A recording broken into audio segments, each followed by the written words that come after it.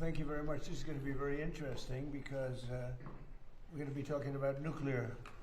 It's a wave of the future. We have the most brilliant people in the world standing behind me that were big into the world of nuclear, like my uncle was at MIT. My uncle was very big into nuclear for 41 years at MIT, but they've advanced somewhat since those days, I think, I hope.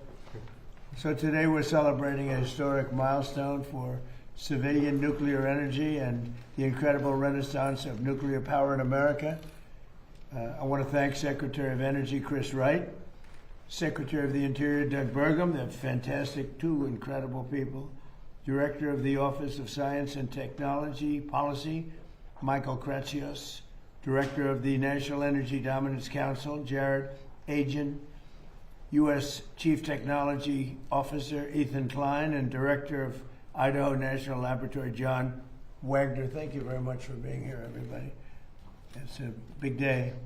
I also want to recognize and congratulate CEO of Antares Nuclear, Jordan Bramble, CEO of Valar Atomics, Isaiah Taylor, CEO of Deployable, not deplorable.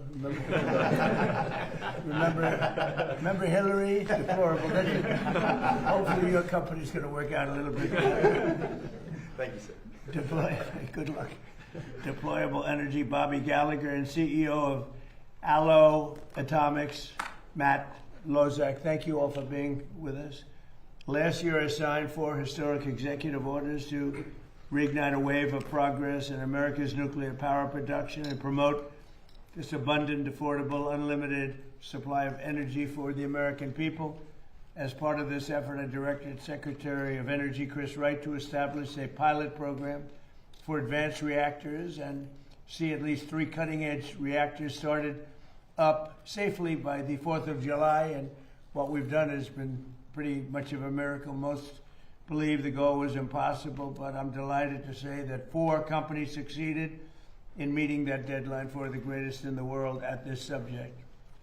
So these are the first new privately funded advanced reactors to turn on the United States in over 4 decades, and making sure that these groundbreaking designs were safe to build and test so quickly was a challenge that required a historic partnership between these innovative companies and our administration. We have brilliant nuclear people. We have a lot of brilliant people, but we have brilliant nuclear people on our staff. In the past, it often took 6 years or more to approve a reactor design, if they were ever approved at all. Most of them didn't get approved, and maybe rightfully so. But now America is building again, America is dreaming again, and we're leading the world and pioneering the next generation of nuclear power. There's nobody even close. We've taken a lead over the last 2 years that has been, I hope, insurmountable. We'll see. But let me ask Director of the Office of Science and Technology Policy, Michael Kratsios, who's been absolutely fantastic in the administration, to say a few words, followed by a few of the people. Let's see, Chris Wright will go, and Jordan Bramble, and Isaiah Taylor, then Bobby Gallagher, and Matt Lozak. And if you could, don't spend too much time. That's a lot of people. But go ahead, and do you want to start it off, Chris, please? Wait, we have Michael Kratsios first. Sure. Go ahead, Michael. Mr. President, you signed 4 executive orders last year, and you set one of the most ambitious goals in civil nuclear history to essentially have 3 reactors go critical by the 4th of July. This is an accomplishment that many thought would not be possible. The last time that a privately funded new reactor design went critical was in 1974, so it was over 50 years ago. And we were able to achieve that and surpass it by having 4, and these are the great 4 American companies that got it done. Great.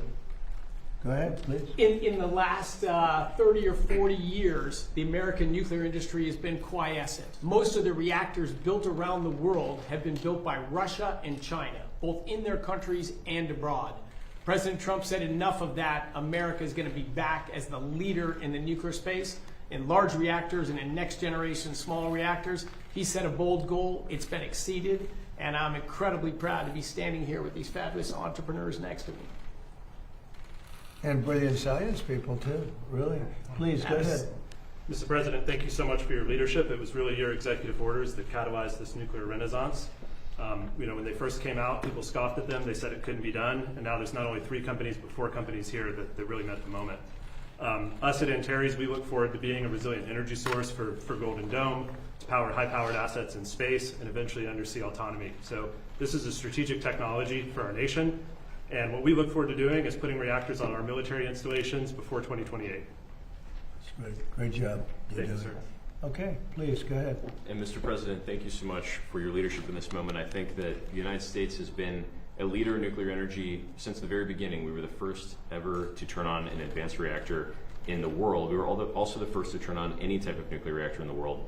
But over the last 30 years, we became more interested in PowerPoint than in power plants.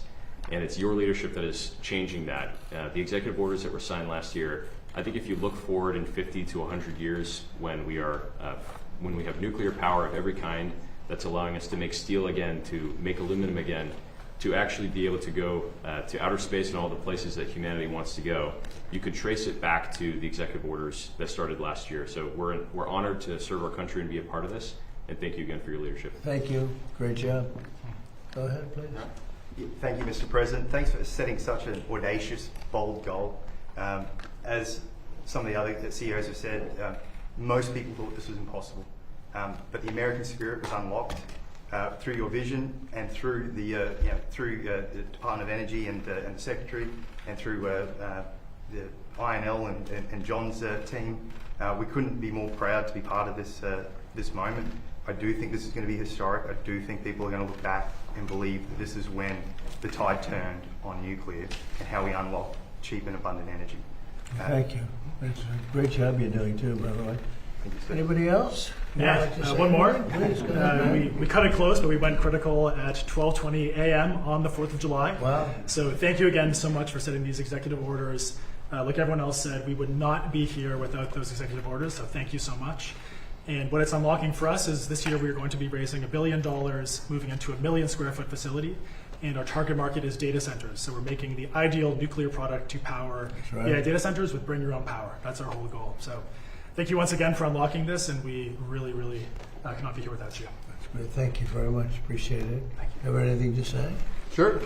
Go ahead. No, I would just say, I mean, this is exactly why you created the Energy Dominance Council, that you wanted to unlock new forms of energy. People ask us all the time about green energy, and I say, if you want to invest in green energy, invest in nuclear. That's the kind of energy that's going to solve the energy demand that's out there, and that's baseload energy that's going to solve our solutions, and that's the energy of the future. Sure. Thank you. I would just add, we invented nuclear power in this country. At Idaho National Laboratory, first demonstrated nuclear power in 1951. After that, 52 different reactors were designed and tested there. But it's been, prior to the last couple of months with these gentlemen, it has been more than 50 years since we had a new reactor go critical on our site.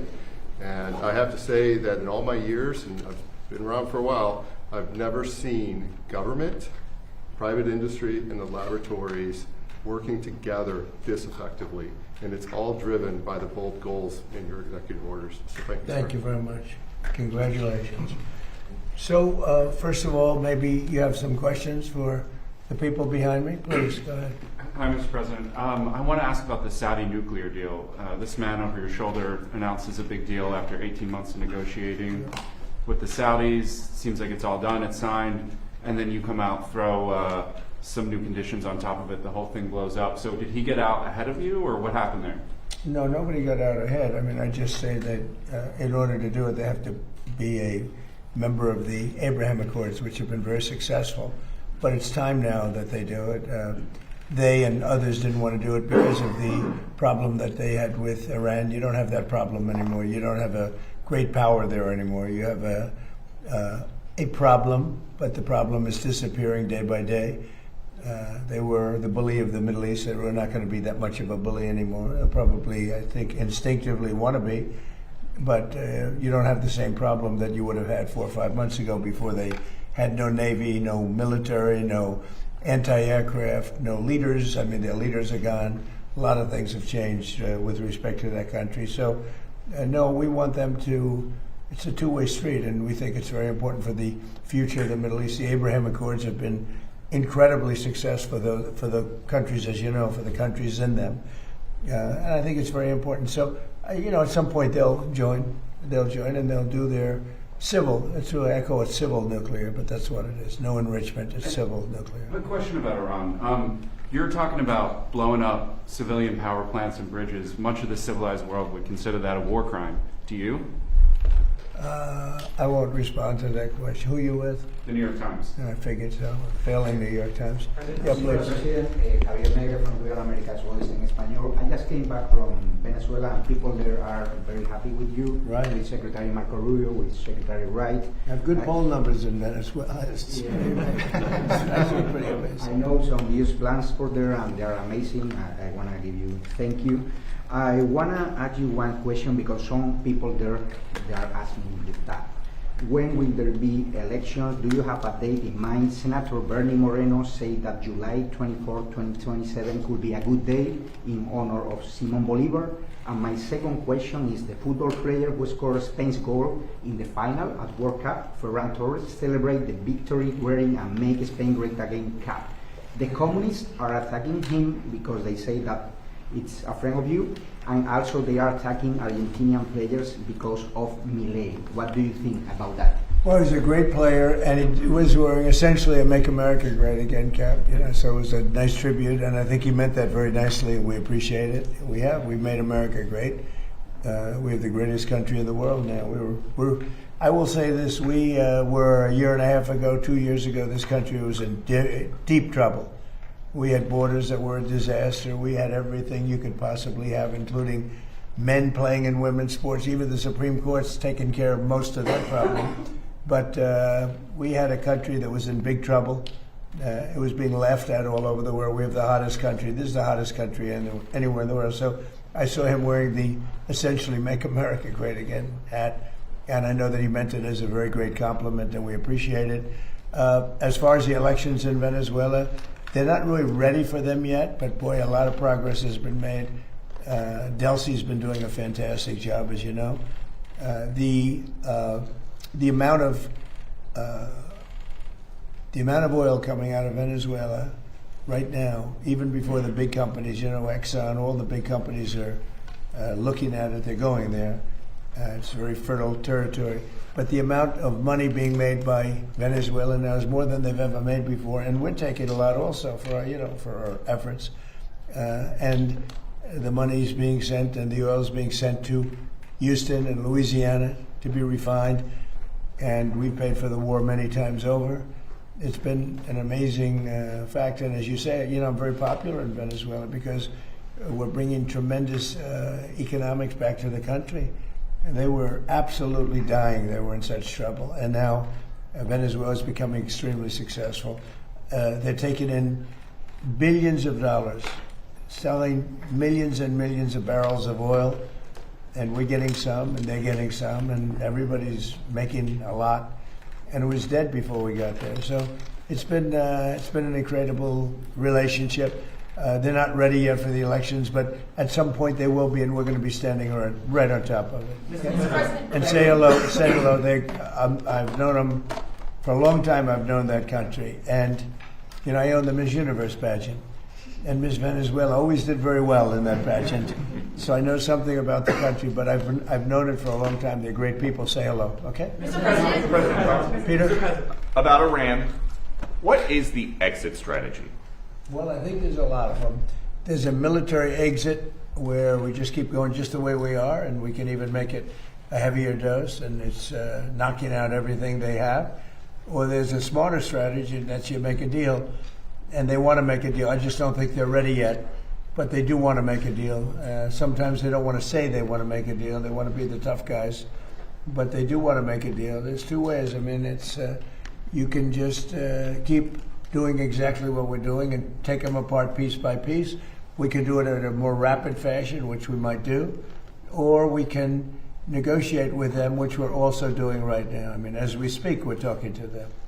And you said today that Russia and China are not helping. Earlier this week, the War Secretary Hegseth said that they are enabling. So what is the difference? Well, I don't know that they're enabling. I mean, I will tell you that President Xi said he will not partake, and President Putin said the same thing. I think, I trust them.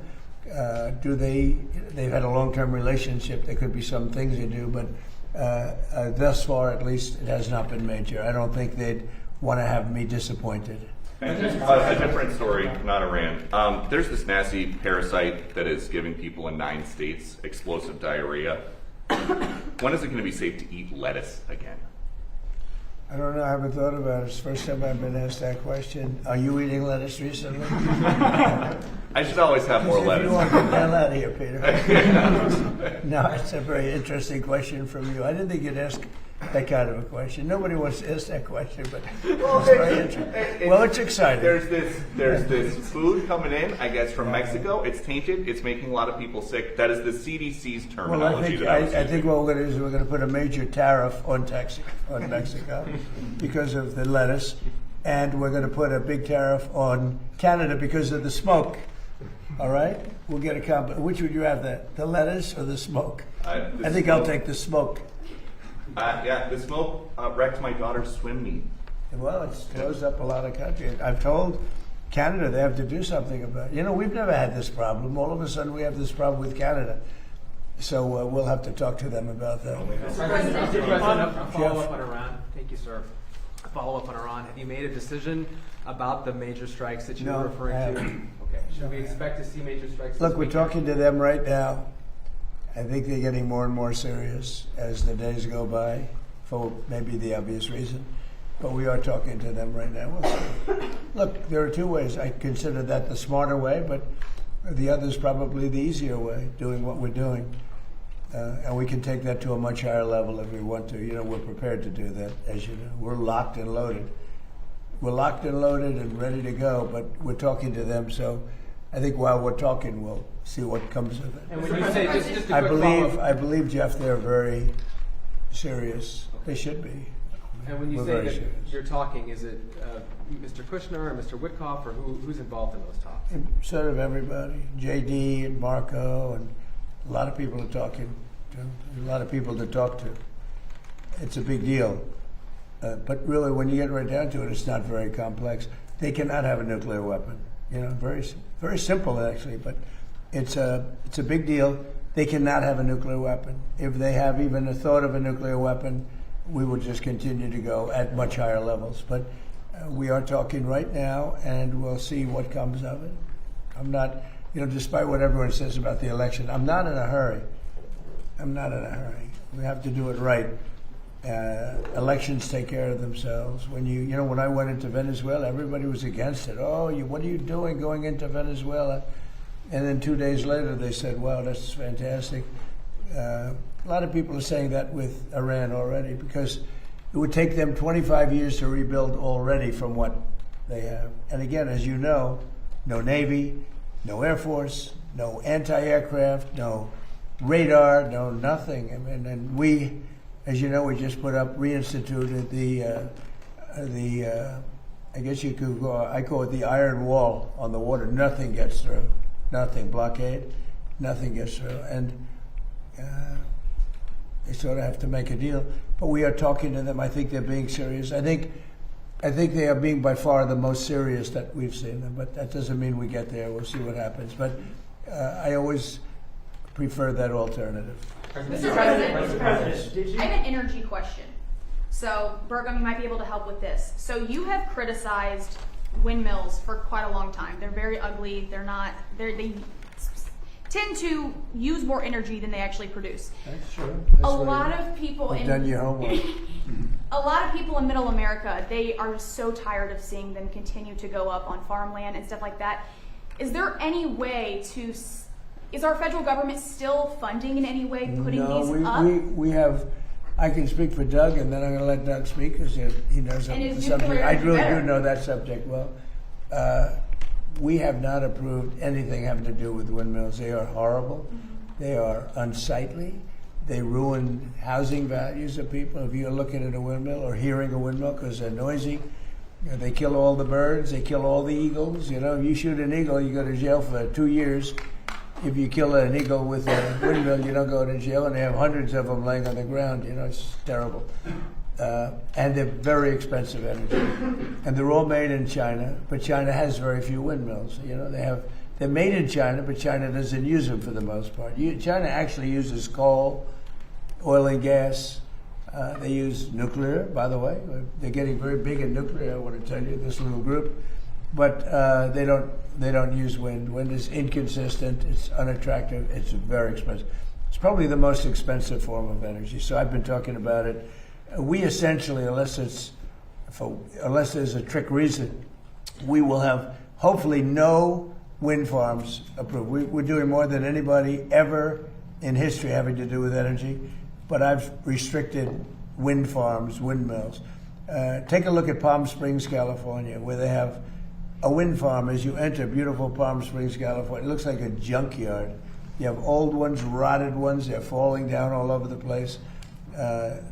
They don't want to bury it because they say the fiber that the blades are made out of should not go in the ground because it's going to poison the ground. Now, I don't know if that's true or not, but if it's not going to go in the ground, what do you do with it? Put it up in the air? Yeah. So, good. I see you're not a fan of windmills. No, I'm not a fan of windmills, Then Mr. you happen to be President. I'm very very smart. passionate about this. Doug, do you want to speak about that for a No, second? but I would say, yes, President Trump has wisely understood that wind was unreliable, intermittent, dependent on the weather, only existed particularly offshore because of massive subsidies.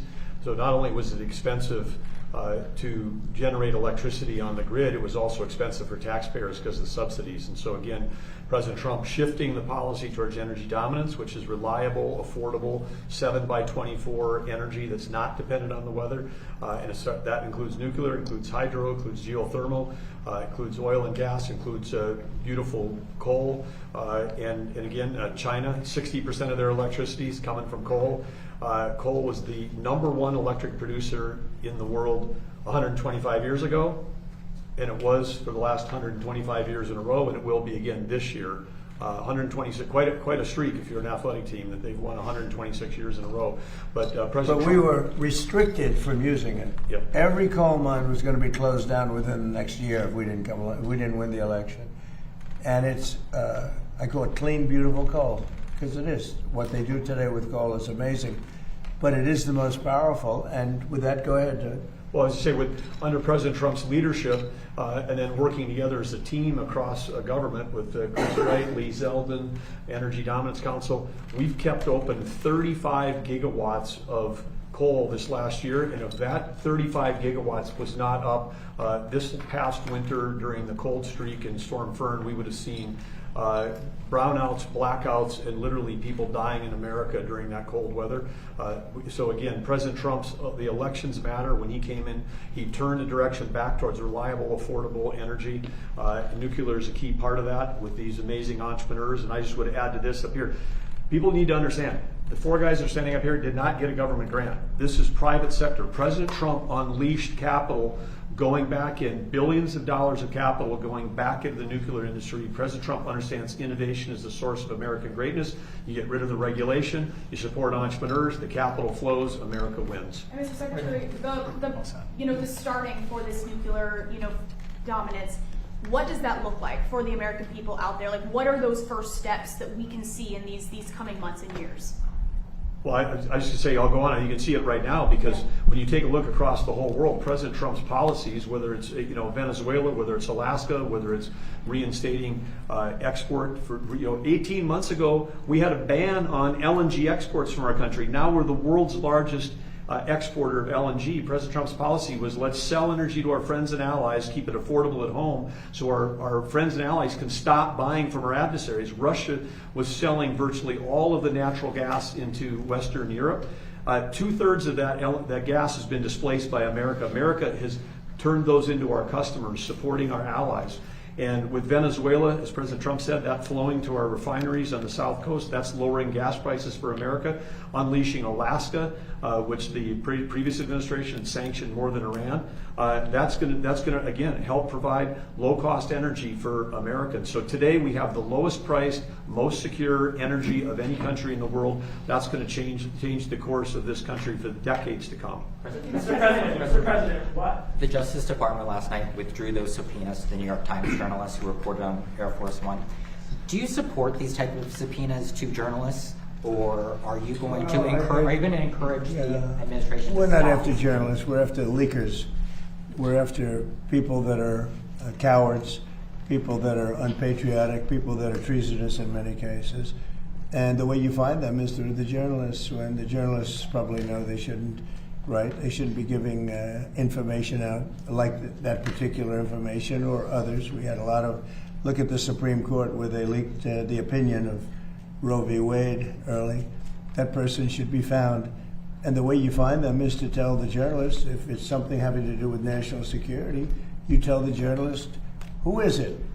And we have a long way to go with that case. So you think it's appropriate to subpoena family members of journalists to find out information? Say it again. There were subpoenas to family members of the journalists too. I don't know what's appropriate, what's not. We do it legally. Barack Hussein Obama did it all the time. He went after journalists and nobody said anything about it. He went after journalists. They said, who was the leaker? Who was the leaker? And if you don't give us the leaker, you go into jail. You know that. But when Obama does it, it's okay. When I do it, it's not. In many cases, that's the only way you're going to find out who a leaker is, and it has to do with national security. It's amazing. He did it many times, and nobody said anything about it. But when a Republican does it, when in particular Trump does it, everybody makes a big deal. Now, the way you find out is you say to the journalist, if it's national security, I would say, I really put it down to national security, not in all cases, but when you have somebody doing a national security leak or a leak of great importance, and you have somebody inside the walls of, let's say, the White House leaking, I think that's a national security concern. I think it's absolutely fine. And again, I'm not knocking Obama for doing it. I'm knocking the press for not even wanting to cover it. But Obama did that often. Other presidents have done it also. They go to the journalist or the reporter. They say, national security, who gave you this information? I'm okay with that. Mr. President, did you authorize for Secretary Wright to sign the Saudi nuclear deal? If not, why did he sign it? Well, we didn't talk about it, but it was always understood, and Chris knew, and Saudi Arabia knew, that if they didn't join the Abraham Accords, the deal's not, I'm not going to do the deal.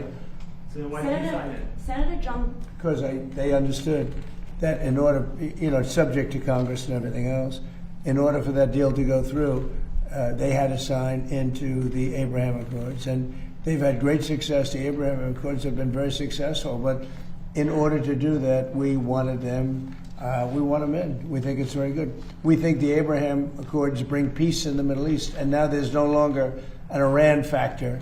There's no longer Iran to worry about because they've been reduced in terms of their capability and power by manyfold. Thank you. Senator John Thune has suggested that if the White House thinks that there are votes to pass the Save America Act, you should be picking up the phone. Who are you with? I'm with the Washington Examiner, sir. Could you be doing more to help that legislation pass? Well, I do more. I got 3 congressmen, maybe 4, to settle, to send it to the Senate. We got the vote, as you know, in Congress. I got a call from Mike Johnson, who's fantastic. He's a fantastic speaker, one of the best I've ever seen, and I think he's going to go down as one of the best. He called. He said, we have problems with 3 or 4 people. Could you call them? I called them. Every one of them, after I called them, voted, and we got it passed up to the Senate. And I'd certainly be willing. I mean, he's got 4 or 5 people that are very difficult. A couple of them I put out of office, so I understand how it feels. I mean, they're doing the wrong thing. Look, who cannot approve voter ID? Who cannot approve proof of citizenship? Who cannot approve funding military when you're winning a war? And what are you supposed to do, stop fighting? We're winning a war by a lot. We're talking to them right now. They're willing to do things that they would have never done other presidents should have done this a long time ago. They say 47, but now it's actually 50 years. We've been saying 47 for 3 years. So it's 50 years. For 50 years, they should have done it. But who wouldn't approve voter ID? And that's photo ID. Who wouldn't approve proof of citizenship? And the Democrats don't want it because they cheat. But no Republican should put us in a position where they don't approve something like that. Yeah, please. And then earlier today, you reposted Lara Loomer's interview with President Zelensky. What do you make of growing MAGA support for the war in Iran, or war in Ukraine? Sorry. Well, I think they support what I support. You know, we just had a complete win in Arizona. The young gentleman who's Harry Enton, I believe his name is, the pollster, said Trump's 100% favorable. He gets everybody endorses wins, which is pretty much true. Everyone I endorse, just about, wins. So there seems to be a natural bond between me and MAGA, but I'm the one that created MAGA, and I know what MAGA wants better than anybody else. You know, MAGA knows what MAGA wants, and MAGA is very happy. They want to see this done, and they're not going to be happy if it's not done. Make America great again. It's all about make America. You know, we started that a long time ago. But the concept of not approving voter ID or not approving proof of citizenship, and I won't even get into the ballot thing because, you know, we'll hold that maybe for another time. I think the two are 97, 98% issues. I think the ballots are 75% issue. But even at 75, they should do the ballots. The ballots are in many ways more important than even the first two. But they're a little more controversial because some people don't want to go and vote. But most great Americans want to go and vote. The corrupt ballot stuff, that you saw that with the recent election in Los Angeles, the mayor's election, where the young guy, I don't know him, I came to the office recently after he lost, and they find all these ballots all of a sudden out of the... They came down from heaven, hundreds of thousands of ballots. Isn't it wonderful? He had no chance of losing, you know, Spencer Pratt. He had no chance. He was going to be in second place or first place. But, and I saw it happen. I said, oh, he's not going to win. He had to beat somebody. He was way up on a person that nobody ever heard of, a young woman who nobody ever heard of. She cried that night that she lost. But all of a sudden, time went by, and the election's long over. And I heard a report that Spencer Pratt's not doing that well. I said, watch, he's going to lose. And he lost. It's crooked. We have crooked elections in some places. Yep. President Trump, today it was announced LeBron James has decided that he wants his next team to be the 76ers. Where do you stand on LeBron versus Michael Jordan as the best ever? Well, Michael Jordan's a guy that's a friend of mine. Play golf with him. He's a really good guy. And I think LeBron is, maybe he's a racist, but maybe he doesn't like Trump. I don't know. But I only like people that like me. So I would say Michael Jordan all the way. And another sports question. When Tiger Woods was about to get arrested, he called you. Yeah. Now we know that when Bryson DeChambeau was having a dispute with a rules official this week, he wanted to call you.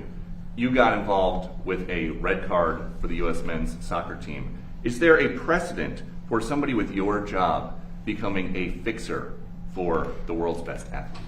Well, it's not a fixer, you mean being a judge. Like, you know, I thought the Bryson call was a tough call. You know, I saw him walking around. I see a lot of people, they're walking around looking for their ball in weeds, okay? But I've been watching that, so, you know, I thought it was a tough call against him. I thought the red card was a very tough call. And it worked out brilliantly. Look, supposing that they didn't let him play and we lost, everyone would have been angry, right? The way it was that they lost with their best player. Now everyone's happy, including Belgium. Of course, they lost the next game, so they're not that happy either. But it worked out great. Johnny did a good job in making that call. All I did, I asked for a review. I thought that call was not a good call. Mr. President, your administration announced new tariffs today, and you did a post earlier also about a probe against the EU. Are you confident that the new tariffs and any tariffs that may come from this probe will withstand legal scrutiny. Well, these tariffs have been up for a long time. They've been approved for years, thousands of cases they've been approved. Of course, with me, you know, it's different. I'm different. I go up. I don't get treated fairly, but I've lived with it. And here we are in the Oval Office. I guess I somehow figured it out. But no, we put the tariffs on. They're very standard tariffs. The other way was easier. I thought the decision by the Supreme Court was not a good one. But we have many forms of tariffs. And all we did is go to B, you know, follow the line B. Now, B is something that's been used many, many times for years and very standard. And we've used that, and we're taking in billions of dollars. And because of tariffs, largely, I think the election, November 5th, but largely because of tariffs, we have $19.2 trillion being invested in our country. And without tariffs, we wouldn't, you know, would be in big trouble. Think of it. So the Sleepy Joe Biden administration has less than $1 trillion being invested, much less for 4 years. We have $19.2 trillion for 1 year. There's never been anything like it in history. That's because of tariffs. So the Supreme Court said, please do it a different way.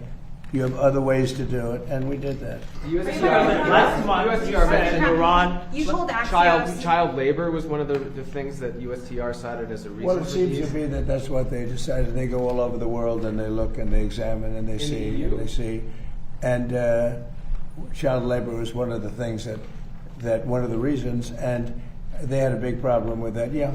You told Axios that you were considering a, quote, massive attack on Iran. What is the tipping point for you to make the decision Well, to I make can't an tell attack? you that. Right now we're talking to them, so, you know, maybe there won't be a tipping point, and maybe there will. We're ready to go. Look, we're locked and loaded. We're ready to go, but we're talking to them, so maybe there will be, maybe there won't be a tipping point. But at what point with Iran do you think they're going to cry uncle and actually come to the table? Well, you know, maybe they will cry uncle, or maybe they'll just give up, or maybe they'll just go into a cave and hide. You know, they have caves very deep in the ground, and they can hide. They get shaken up pretty good, but they can hide. But we've taken out their first level of leadership. We've then taken out their second level of leadership. We've taken out some of the third level, and we're negotiating with the rest, and we'll see how it all works. And right now we are talking to them seriously, but, you know, I've talked to them before, and they don't seem to be able to get there. Maybe now they will. But, you know, look, if I thought they were anywhere near getting a nuclear weapon, if I wasn't elected, Israel would, in my opinion, not be around anymore. They would have been hit by a nuclear weapon. And that includes right at the beginning with Barack Hussein Obama's nuclear deal that was so bad with Iran. That was a road to a nuclear weapon. And maybe even more so, the B-2 bombers. If that plane right there, that plane, that beautiful plane, the wing, it carries the largest bombs in the world. If that bomb didn't go over their 17-hour flight, and it hit, every one of those bombs hit their target, and the target was an air shaft at 2 o'clock in the morning. It's hard to believe, right? Going at very tremendous speeds.